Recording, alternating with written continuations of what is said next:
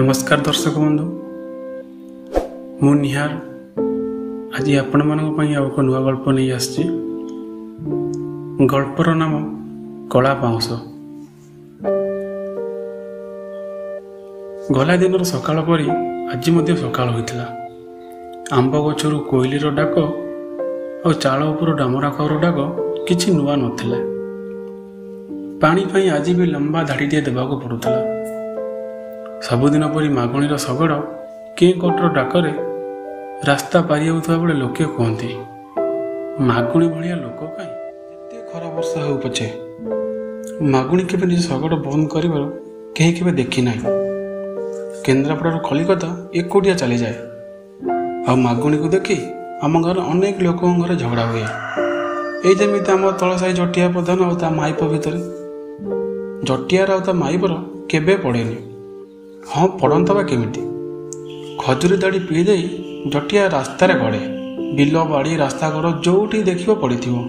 और जदि माइकिनाटा किछि कहिला दुई चारिटा कसी कर नागदब पिठरे।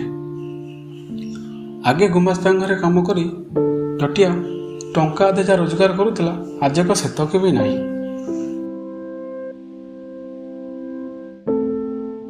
जटियार स्त्री बेले बेले भावे यही बयस से बाहा शाशुघर को आसीथिला। निजर पोड़ा कबाला बोली सिना जटियार हाथ धरिला जहाँफल झील दुईटी को बाहा दे पारुनी। बाहा बयस झीकर केबेठू गड़ीगलानी। तार जेते अलंकार थिला जटियार ताड़ी पीबार सब खर्च सरीगला। जटिया को सेतक भी अंटिलानी। आज कुंडटीए काली गराटीए काली पितल नोटा एमती कि माटी हांडी को बेले बेले बिकिदिए।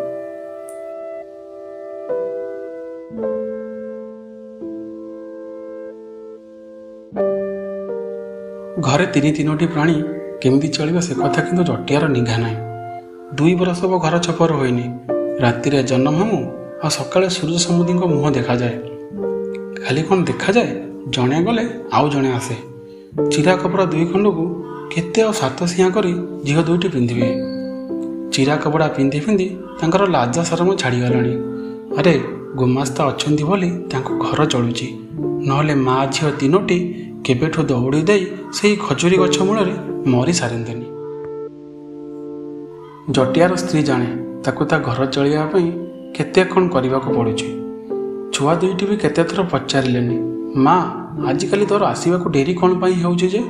सेतबेले जटियार स्त्री निजर अरुआ होइतिबा बाल और मथारे बोली होइतिबा सिंदूर टोपा को निज फटा कान रे पोछि पोछि कहे बोपाता तुमर काम को गलानी मु माइपी लोकटा केते आ फटिबी जे।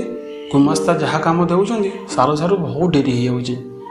यह कही जटियार स्त्री लुचि लुचि गुहाल भितर को चली जाए। गुहाल आउ शोइबा घर कहले गोटे मझिरे खाली जरी पालटिए। गुहाल घर 2 कड़े 2टी खुंट गोटे खुंटे 4 मासर नेत बाछुरी। सेतबेले नेत को 2 मास होता है। दाड़ी पैसा बाकी थिबारु पोड़ा लगा दनई साउटा मो गाईटा को नहीं गला। जेते कांद बवाली छाड़िले गाई को छाड़िलानी। किए जाने जटियाटा भी केतबेले से 2 मासर नेत बाछुरी को बिकिदेव। जटियार स्त्री चाहेनी ता झील मानकर अवस्था ठीक नेत बाछुरी परी हो। नेत बाछुरी को पघार खोली दे गुहाल ताटी पकईदेला जटियार स्त्री। निज शरीर अक्षत स्थान को देखी सके सके कांदिला। जोरे कांदिले छुआ दुईटी चली आसबार भय। बाछुरी मुतरे पड़ीथिबा कला पाउंस आनी जो घारे बोलिला। पार्टी लुगा कान को भर्ती करी चित्कार करिला। कला शरीर कला पाउंसर चिन्ह बर्ण नथे। सेपटे 4 दिन पर जटिया घर को आसीनी। मदुआ हेले भी जटिया तार गेरस्थ। जटिया बंची बोली आज भी ता हाथ में राणीहाटर 2 मुठा पानी काच आ मथारे मेंचे सिंदूर। झील गुड़ाक केते से मदभाटी को जीवे बोपा को आनिबा लगी। फटा कपड़ार फांद भितर समस्त नजर बड़ झील मानी कहूला। गला थर बड़ दादा ता हाथ को धरी टाणुला सोल खाइबा लगी। बोल मु आउ जीविनी से मद बाटिकी। समस्ते खराब लोक सेठी। समस्ते हमको जमिति देखती लगे बेल मिले भिड़ी नेबे। ताड़ीर दुर्गंध रे आमे 2 भौणी को दुर्दशा दुख तो सही पारिबु तो।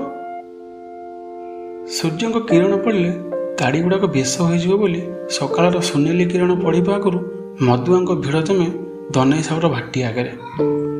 ଗାଁର ଅଧିକ ମରଦ ସେଠି ପେଟେ ଲେଖା ତାଡ଼ି ପିଇ ଦେଇ ଯେଝା କାମକୁ ଯେଝା ବାହାରି ଯାଆନ୍ତି। ହେଲେ ଜଟିଆ କୁକୁରଙ୍କ ଭଳିଆ ପଡ଼ି ରହେ ସେଠାରେ। ଲୋକଙ୍କ ଅଇଁଠା ଉଠାଇବାଠୁ ଆରମ୍ଭ କରି ଦନେଇର ଭଲ ମନ୍ଦ କାମ କରେ। ସୂର୍ଯ୍ୟ କିରଣରେ ବିଷ ହୋଇଯାଇଥିବା ତାଡ଼ିକୁ ପିଇ ତଳେ ପଡ଼େ, ପୁଣି ଉଠେ, ପୁଣି ପଡ଼େ, ତାପରେ ପୁଣି ପଡ଼େ। ହଁ ଆଜ୍ଞା, ତାକୁ ଠିକ୍ସେ ଚାଲୁଥିବାର କିଏ କେବେ ଦେଖି ନାହିଁ। ଆଜିକାଲି ଜଟିଆ ସ୍ତ୍ରୀର ଦେହ ଭଲ ରହୁନି। କାଶିଲେ ପାଟିରୁ ରକ୍ତ ପଡ଼ୁଛି। ଝିଅ ଦୁଇଟିଙ୍କ ଅବସ୍ଥା ଯାହା ହେବ ସେ ଠିକ୍ ବୁଝିପାରୁଥିଲା। 4 ଦିନ ଧରି ଜଟିଆର ସ୍ତ୍ରୀ ଗୁମାସ୍ତାଙ୍କ ଘରକୁ ନ ଆସିବାରୁ ତେଣେ ଗୁମାସ୍ତା ଅସମ୍ଭାଳ ହେଲେ। ସନ୍ଧ୍ୟାରେ ନିଜ ଚାକର ନବଘନ ସହ ଚାଲିଲେ ତାଙ୍କ ଘରକୁ। କେଜାଣି କେଉଁଠି ଥିଲା ଅଦିନିଆ ମେଘଟା ବରସିଗଲା। ବରଷାରେ ସିନା ମାଟି ମା ଥଣ୍ଡା ହୋଇଗଲା, ହେଲେ ଗୁମାସ୍ତାଙ୍କ ଦେହର ତାଟିଟା ପଡ଼ିଗଲା। ତେଣେ ଘରର ଛପର ନ ହୋଇଥିବାରୁ ମାଆକୁ ସୁରକ୍ଷା ଦେବାକୁ ଯାଇ ଝିଅ ଦୁଇଟି ସମ୍ପୂର୍ଣ୍ଣ ଓଦା। ଗୁମାସ୍ତା ଯାଇ ତାଙ୍କ ଘରେ ପହଞ୍ଚିଲେ। ଗୁମାସ୍ତା ଜଟିଆଙ୍କ ଘରେ ପହଞ୍ଚୁ ପହଞ୍ଚୁ ଝିଅ ଦୁଇଟିଙ୍କର ଓଦା ଶରୀର ତାଙ୍କ ସାମ୍ନାରେ ପଡ଼ିଲା। ଶରୀରର ନିତମ୍ବ ଓ ନିଭୃତ ଅବୟବମାନେ ବାହାରକୁ ସ୍ପଷ୍ଟ ଦୃଶ୍ୟ ହେଉଥିଲା, ଯାହାକୁ ଦେଖି ଗୁମାସ୍ତାଙ୍କ ମନର ଇନ୍ଦ୍ରିୟ ଭ୍ରମଣ କରିବାକୁ ଲାଗିଲା ଅମୃତ ଏବଂ ପ୍ରେମର ନନ୍ଦୀବନରେ, ଆଉ ନିଜକୁ ହଜାଇ ଦେଲା ଆଦିମତାର ଉଦ୍ଦୋଳନ। ସେପଟେ ଗୁମାସ୍ତାଙ୍କୁ ଦେଖି ଝିଅ ଦୁଇଟି ପୁନେଇ ଜନ ନଡ଼ିଆ ଗଛ ଫାଙ୍କାରେ ମୁହଁ ନୁଚାଇବା ଭଳି ନିଜ ମା ଗଳାରେ ମୁହଁ ନୁଚାଇ ଦେଲେ। ଜଟିଆର ସ୍ତ୍ରୀ ଯେକୌଣସି ମତେ ଗୁମାସ୍ତାଙ୍କୁ ବୁଝାଇ 2 ଦିନ ପରେ ଯିବ ବୋଲି କହି ଘରୁ ବିଦା କଲେ। ହେଲେ ସେ ମନେ ମନେ ବୁଝୁଥିଲା, ପୁନେଇ ଜନଟା କେତେ ଦିନ ଆଉ ନିଜ ମୁହଁ ନୁଚାଇବ।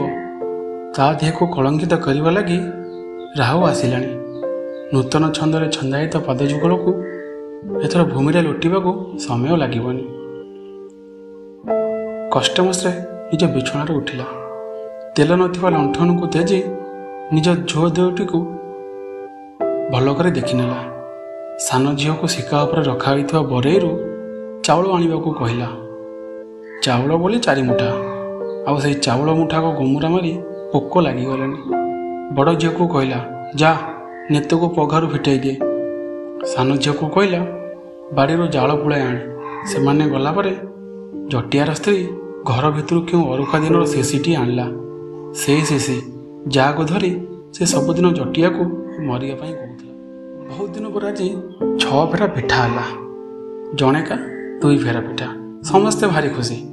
ସାନ ଝିଅ ଖାଉ ଖାଉ କହିଲା, ବୋଉ ଏ ପିଠା ଗୁଡ଼ାକ କ'ଣ ଏମିତି ଲାଗୁଛି? ଜଟିଆର ସ୍ତ୍ରୀ କିଛି କହିବା ପୂର୍ବରୁ ବଡ଼ ଝିଅ କହିଲା, ଆରେ ଚାଉଳ ଗମୁରି ମାରି ଯାଇଥିଲା, ସେଥିଲାଗି ଏମିତି ଗନ୍ଧାଉଥିବ। ବୋଉ କ'ଣ ଆମକୁ ବିଷ ଦେଇଦେଲା ଯେ ଗନ୍ଧାଉଛି ବୋଲି କହୁଛୁ? ଜଟିଆର ସ୍ତ୍ରୀ ଆଣରେ ବିଷ ମିଶାଉଥିବା ବେଳେ ଝିଅ ଦୁଇଟି ଦେଖିଥିଲେ। ହେଲେ କିଛି ନ ଜାଣିଲା ପରି ସେମାନେ ଚୁପଚାପ ପିଠା ଦୁଇଟିକୁ ଖାଇଦେଲେ। ଜାଣିଥିଲେ ମା କିଛି ଭୁଲ ନିଷ୍ପତ୍ତି ନେବ। କିଛି ସମୟ ପରେ ସବୁ ନୀରବ। 6 ଫେରା ପିଠା ଖାଇବାକୁ ବି ମା ଝିଅଙ୍କ ପାଖରେ ସମୟ ନଥିଲା। ଗୁହାଳୁ ଫିଟା ହୋଇଥିବା ନେତ ବାଛୁରୀଟି ହମ ହମ କହି ପଡ଼ିଥିବା ଅଧଫଳ ପିଠାକୁ ବି ଚାଟିଦେଲା। ଚୁଲିରେ ପଡ଼ିଥିବା କଳା ପାଉଁଶ ଦୁଲକାଇ ପବନରେ ଉଡ଼ି ମା ଝିଅ ସହିତ ନେତ ବାଛୁରୀକୁ ନିଜ କଳା ରଙ୍ଗରେ ରଙ୍ଗାଇ ଦେଲା। ଆଉ ସେପଟେ ଜଟିଆ ସବୁଦିନ ପରି ତାଡ଼ି ପୁଳେ ପିଇ ନିଜ ରଙ୍ଗରେ ରଙ୍ଗୀନ ହୋଇ ଶୋଇ ରହିଥିଲା କେଉଁ କଳା ପାଉଁଶ ଭଳି।